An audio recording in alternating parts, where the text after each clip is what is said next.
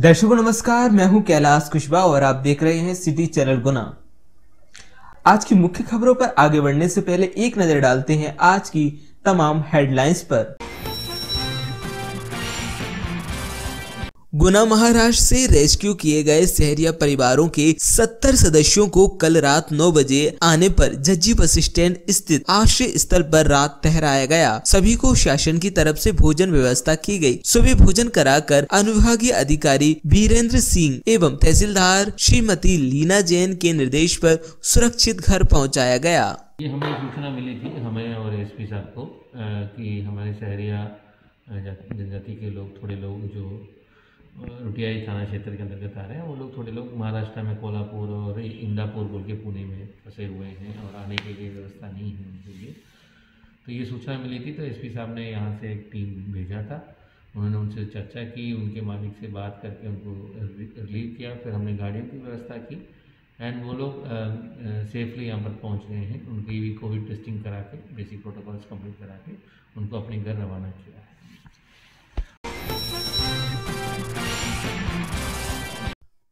आरोन के खाद्य वितरण में कालाबाजारी को लेकर अब एक नया मोड़ सामने आया है। विधायक जयवर्धन सिंह ने गुना कलेक्टर एवं गुना पुलिस अधीक्षक को उक्त व्यक्ति लाकन धाकड़, जो कि खाद्य वितरण केंद्र के अंदर उपस्थित था, जिसका वीडियो वायरल हुआ है, उस पर FIR दर्ज करने की मांग विधायक जयवर्धन सिंह ने की है।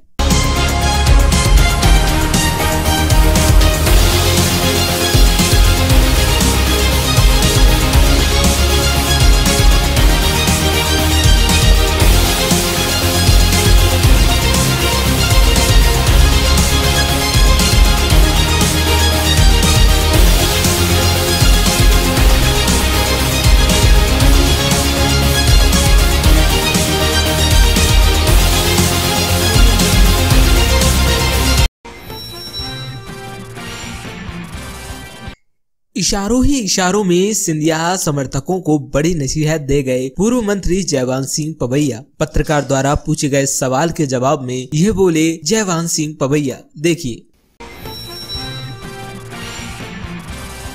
आरोन में किसानों द्वारा यूरिया खाद में पूर्ण आपूर्ति न होने पर चक्का जाम किया गया। SDM आरोन और SDOP आरोन ने मामले को समझबूझ से सुलझाया। जब हमारी टीम ने कलेक्टर फ्रैंक नोबल ए से बात की तो उन्होंने बताया कि 3 ट्रक यूरिया किसानों को बढ़ चुका है, फिर भी कमी हुई है। आगे से आरोन में खाद की मात्रा बढ़ा दी जाएगी, किसानों को कमी नहीं आने दी जाएगी।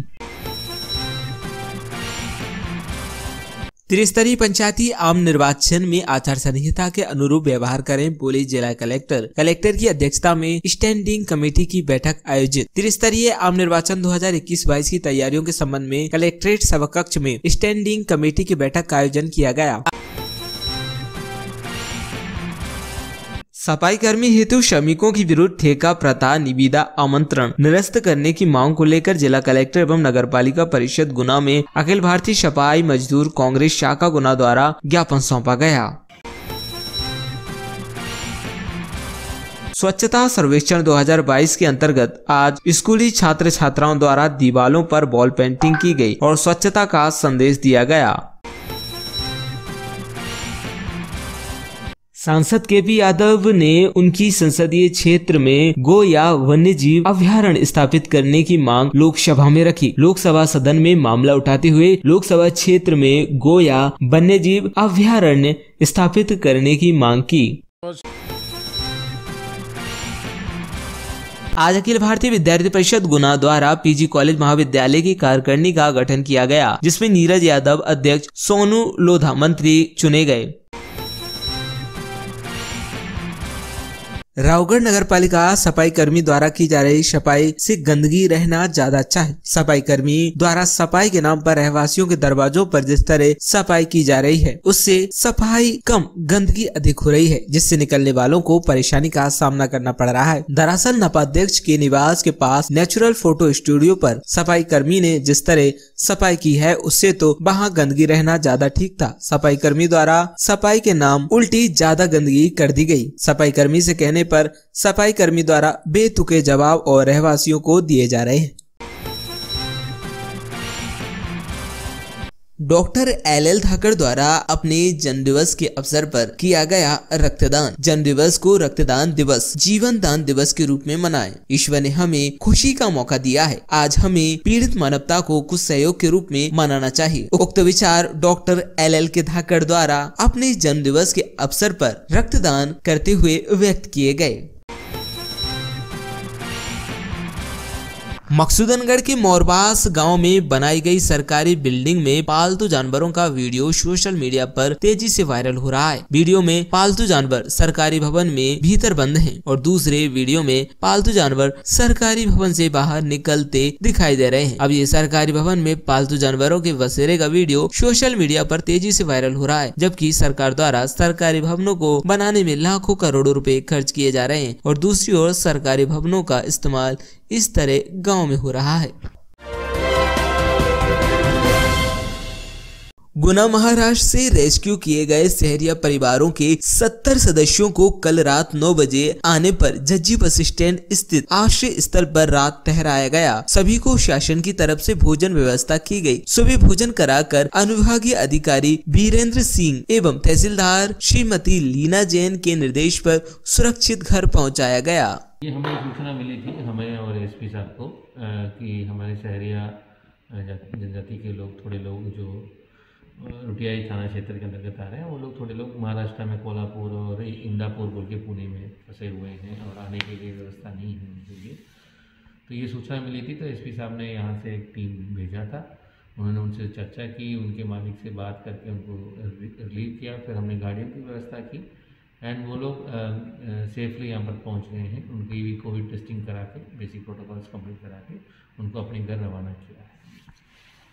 त्रिस्तरीय पंचायती आम निर्वाचन में आचार संहिता के अनुरूप व्यवहार करें, बोले जिला कलेक्टर की अध्यक्षता में स्टैंडिंग कमेटी की बैठक आयोजित। त्रिस्तरीय आम निर्वाचन 2021-22 की तैयारियों के संबंध में कलेक्ट्रेट सभाकक्ष में स्टैंडिंग कमेटी की बैठक का आयोजन किया गया। आयोजित बैठक में कलेक्टर एवं जिला निर्वाचन अधिकारी फ्रैंक नोबल ए ने स्टैंडिंग कमेटी के सदस्यों को संबोधित करते हुए कहा, मध्य प्रदेश राज्य निर्वाचन आयोग द्वारा त्रिस्तरीय पंचायत आम निर्वाचन 2021-22 का कार्यक्रम जारी हो चुका है। गुना जिले के ग्राम पंचायत निर्वाचन क्षेत्र बाढ़ के क्षेत्र में आदर्श आचार संहिता प्रभावशील हो गई है। त्रिस्तरीय पंचायती आम निर्वाचन में आचार संहिता के अनुरूप व्यवहार करें। बैठक में पुलिस अधीक्षक राजीव कुमार मिश्रा, अपर कलेक्टर विवेक रघुवंशी, अनुविभागीय अधिकारी वीरेंद्र सिंह, उप जिला निर्वाचन अधिकारी RV शिंडोस्कर सहित अधिकारीगण उपस्थित रहे। पंचायत चुनाव अभी जो घोषित हुए हैं उसके अनुसार स्टैंडिंग कमेटी की बैठक आज हम SP साहब की अध्यक्षता में, हम लोगों की अध्यक्षता में, हमारे ROs, SDMs, SDOPs एंड जो भी नोडल ऑफिसर्स अपॉइंट किए गए उनके लिए बैठक रखी गई थी। तो इसमें बेसिकली 3 चरण में होने वाला है। पहले चरण में गुना विकासखंड का होगा, दूसरे चरण में रावगढ़ आरोन का होगा और तीसरे में चाचड़ा और बमोरी का होने वाला है। इन केंद्रों में कितने मतदान केंद्र रहेंगे, कितने संवेदनशील, कितने अति संवेदनशील रहेंगे, उसकी जानकारी, उसको फ्रीज करने की जानकारी, कितने सेक्टर्स रहेंगे एंड कितने इसमें जनरली क्या रहता है कि RO ARO रहते हैं। तो AROs के लेवल पर भी हमको नो ड्यूज प्रमाण पत्र देने के लिए भी हम व्यवस्था कर रहे हैं। तो ये सारी चीज़ें आज डायरेक्शन के रूप में उनको दिया गया था। एंड मतदान के लिए तैयारी, जैसे कि स्ट्रांग रूम चिन्हांकन करना, फिर EVMs का डिस्ट्रीब्यूशन लोकेशन, फिर EVMs की वापसी प्राप्ति के उसके बाद मतगणना की तैयारी, इन सारे चीज़ों के लिए अभी से उनको तैयार करने के लिए निर्देश दिए गए हैं, क्योंकि हमारे पास समय कम बचा हुआ है। अतः हम लोग इस पर काम भी शुरू कर रहे हैं। तो ये डायरेक्शन आज एंटायर टीम को दिया गया था, इसको लेते हुए हमने कार्रवाई की है। उसके साथ साथ जो प्रतिबंधात्मक आदेश अभी जारी किए गए हैं, जो संपत्ति विरूपण हो गया, कोलाहल अधिनियम के अंतर्गत आदेश जारी किए गए हैं, धारा 144 का आदेश जारी किया गया है, जिसके तहत समस्त शस्त्र लाइसेंस को निलंबित किया गया है। ये सारे चीज़ों को हमने लिया है एंड उनको कम्युनिकेट किया गया है ताकि हम लोग उस पर आगामी कार्रवाई कर पाएँ। आरोन में किसानों द्वारा यूरिया खाद में पूर्ण आपूर्ति न होने पर चक्का जाम किया गया। SDM आरोन और SDOP आरोन ने मामले को समझबूझ से सुलझाया। जब हमारी टीम ने कलेक्टर फ्रैंक नोबल ए से बात की तो उन्होंने बताया कि 3 ट्रक यूरिया किसानों को बढ़ चुका है, फिर भी कमी हुई है। आगे से आरोन में खाद की मात्रा बढ़ा दी जाएगी, किसानों को कमी नहीं आने दी जाएगी। आरोन में जो हमें सूचना मिली थी कि वहाँ पर आज 3 ट्रक यूरिया गई थी एंड तीनों ट्रक का जो यूरिया है कंप्लीट हो चुका है, किसानों को बढ़ चुके थे। एंड उसके बाद भी किसानों का डिमांड था कि उनको खाद मिल जाए, परंतु जितनी अवेलेबिलिटी है उसके हिसाब से हम लोग डिस्ट्रीब्यूशन कर रहे हैं। कल के लिए भी लगभग 3 से 4 गाड़ियाँ और उनके लिए चिन्हांकित हो गया, तो वो पहुँच जाएगी। तो किसानों को समझाया गया, फिर उनको पर्चियाँ बांटी गई एंड उनको आश्वासन दिया गया कि जैसे जैसे खाद मिलता जाएगा हम लोग तत्काल उसको डिस्ट्रीब्यूट करेंगे। तो अभी उसकी कड़ी निगरानी हम लोग रखे हुए हैं एंड हम लोग ये भी कोशिश करेंगे कि हम लोग इसको प्रॉपरली हम लोग उसको हैंडल करें।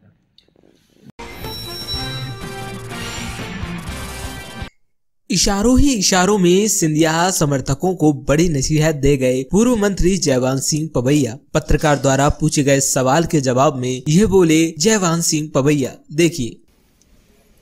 देखिए, इसमें कोई गुंजाइश ही नहीं बचती है और ये बहस का मुद्दा हो ही नहीं सकता कि भारतीय जनता पार्टी कैसी पार्टी है। भारतीय जनता पार्टी क्षत्रपों पर आधारित, नेताओं पर आधारित, वंशों पर आधारित, परिवारों पर आधारित पार्टी नहीं है। ये काम दूसरे लोग कर रहे हैं देश में। ये कार्यकर्ता आधारित पार्टी है और इसलिए जो हमारे नए मित्र भी आए हैं, जो नेता आए हैं बड़े भी, वो ये सब सोच समझ कर आए हैं कि हम किस तरह के दल में जा रहे हैं। भारतीय जनता पार्टी की कार्य संस्कृति कैसी है। हमारे 2 ही शक्ति के आधार हैं। पहला, हम विचारधारा के उपासक हैं और दूसरी बात ये कि हम नेताओं पर आधारित नहीं है। यहाँ सबसे बड़ा पद और सबसे छोटी इकाई का नाम कार्यकर्ता है। यही कारण है कि आज तक भारत में सारी पार्टियों का वर्टिकल डिवीजन हो गया। 2 भाग विभाजन होते हमने कांग्रेस के देखे हैं, कम्युनिस्टों को देखे हैं, समाजवादियों के देखे हैं, बसपा के भी टुकड़े हो गए, सपा के टुकड़े हो गए, लेकिन एकमात्र दल हमारा है जिसका कभी वर्टिकल डिवीजन नहीं हुआ। और उसका कारण ये है कि हमारे यहाँ लोग नेता के पीछे नहीं चलते, यहाँ विचार के पीछे चलते। नेता कितना ही करिश्माई हो, और तभी तक वंदनीय होता है जब तक वो पार्टी के मंच पर है। इसलिए जो आए हैं वे भी समरस हो जाएंगे। फौज में जब भर्ती होता है सिपाही, तो शुरुआत में ये मानकर भर्ती में जाता है कि मुझे नौकरी करनी है, वेतन के लिए परिवार पालना है, लेकिन जब ट्रेनिंग होती है मिलिट्री की तो कुछ ही महीनों में वो देश के लिए जीना सीख जाता है। तो हमारे नए मित्र हैं, वो भी सैनिक की तरह यहाँ की बातें सीखे जाएंगे और तेजी से अपने मानस का परिवर्तन उनको करना ही पड़ेगा। भारतीय जनता पार्टी के जो वरिष्ठ नेता हैं उनके प्रति उतना ही सम्मान उनको रखना पड़ेगा जितना वो अपने किसी नेता के प्रति रखते हैं। तो यहाँ अपना पराया नहीं होता है। जो भाजपा के सब वरिष्ठ नेता हैं वो हमारे हैं, ये हमारे मित्र। सफाई कर्मी हेतु श्रमिकों की विरुद्ध ठेका प्रथा निविदा आमंत्रण निरस्त करने की मांग को लेकर जिला कलेक्टर एवं नगरपालिका परिषद गुना में अखिल भारतीय सफाई मजदूर कांग्रेस शाखा गुना द्वारा ज्ञापन सौंपा गया। मेरा नाम महेश पारोचिया है और मैं अखिल भारतीय सफाई मजदूर यूनियन का ट्रेड यूनियन का जिला अध्यक्ष हूँ।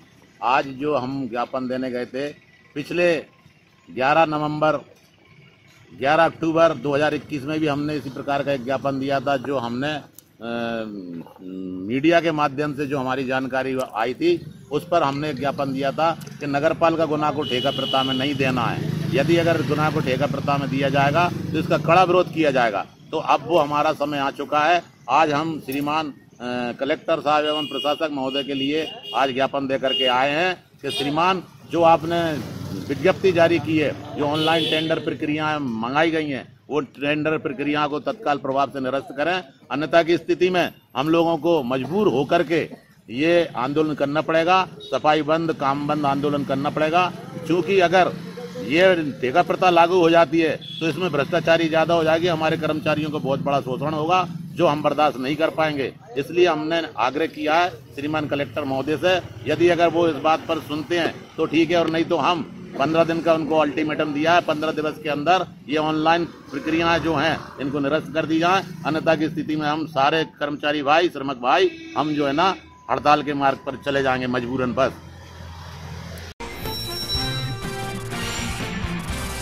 स्वच्छता सर्वेक्षण 2022 के अंतर्गत आज स्कूली छात्र छात्राओं द्वारा दीवारों पर वॉल पेंटिंग की गई और स्वच्छता का संदेश दिया गया। आज स्वच्छता सर्वेक्षण 2022 के क्रम में आज विभिन्न स्कूलों के छात्रों द्वारा यहाँ वॉल पेंटिंग एवं दीवार लेखन किया जा रहा है, जिसमें